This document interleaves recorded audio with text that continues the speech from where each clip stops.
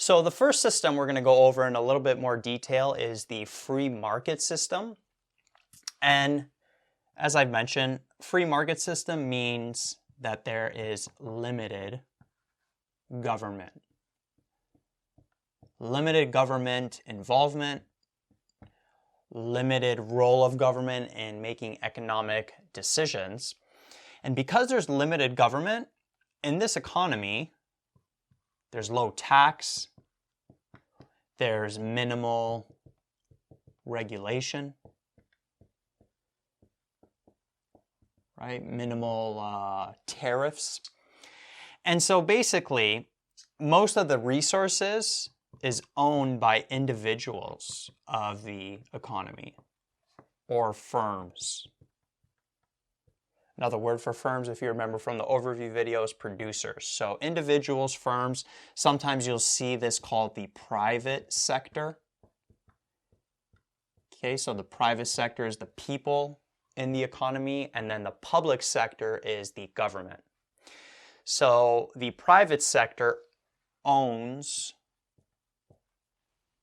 most or pretty much all resources. And let's split resources up into land and capital. So individuals own most of the land and capital in the economy. Now everything, prices are only determined by supply and demand. So again, there's no government involvement.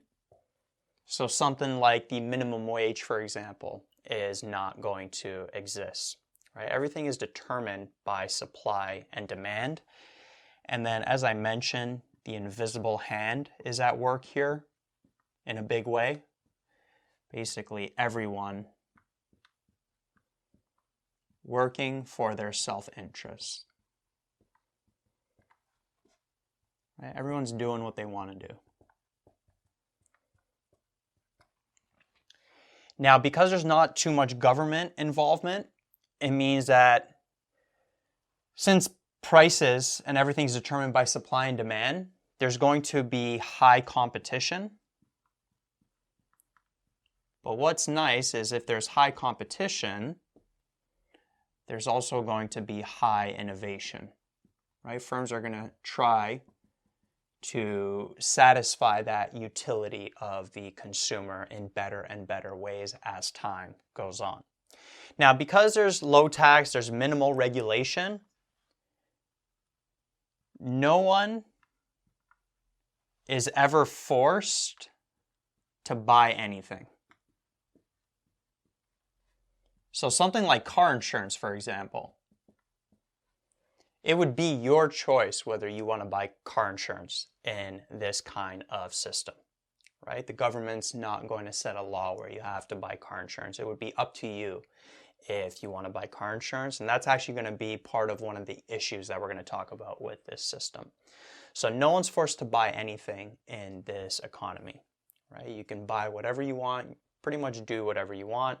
Price is determined by supply and demand. Everyone is working or buying for their self-interest. Now, limited government, there is some government involved usually in this kind of system, and it would basically be limited to protecting private property from stuff like theft. And also another role that you'll see come up is they would help enforce contracts between consumers and producers. Because there's going to be so many transactions going on, there's not going to be any regulation. There's going to have to be some kind of party that's going to help in enforcing those contracts that are made. Now, this sounds all good, right? No one forced to buy anything. You don't have to buy car insurance. If you get a car, you don't have to pay any tax, or the tax that you're going to have to pay is very low. It all sounds good, but with those benefits, quote unquote, there come a lot of issues in this kind of system with minimal regulation. Now, the biggest issue, at least in my opinion, is that there is minimal long-term thinking or planning for society. I'll add that actually, for society as a whole. So individuals in the society may be doing long-term thinking for their own self-interest, but most people aren't going to be thinking long-term for the society as a whole. And because there is low tax or no tax, there's going to be something called allocative or allocation inefficiencies.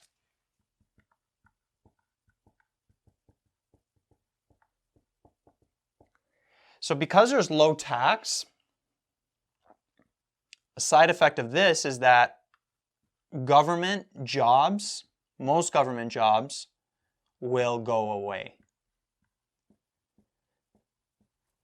So what if a house catches fire, for example? Then who's going to put the fire away? Because a fire is not as common of an occurrence in society, the demand for a fire department is not going to be as high. And if demand is not as high for something, then there's not going to be a lot of producers in that area creating a product. Because what do producers want to do? They want to maximize their profit. And so they're going to go into areas where there's a lot of demand.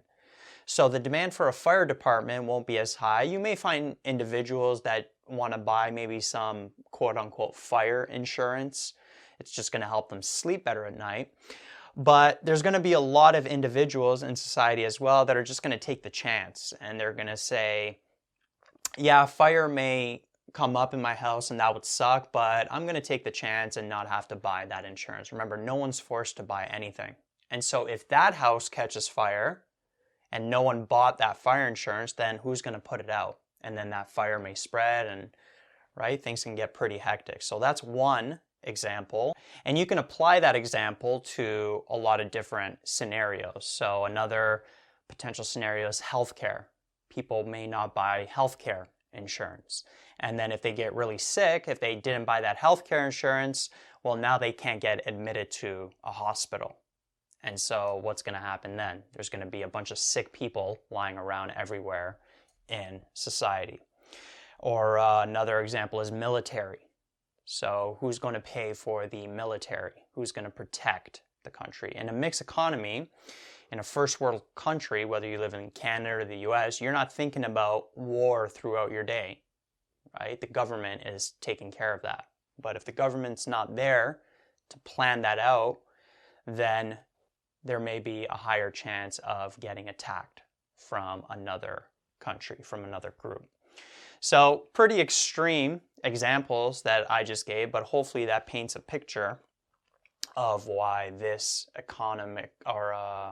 economic system isn't the best. And it's because of those allocation inefficiencies. And it's basically allocation meaning that because there's low tax, there's no party taking money and allocating it throughout society for the long term. Right? That's why I said there's minimal long-term thinking or planning for society as a whole. Another effect of this allocation inefficiency is that there's going to be more inequality. So there's not going to be any welfare programs, for example, because that tax is low. Right? Welfare programs come from tax money. So there's going to be more inequality in society as well.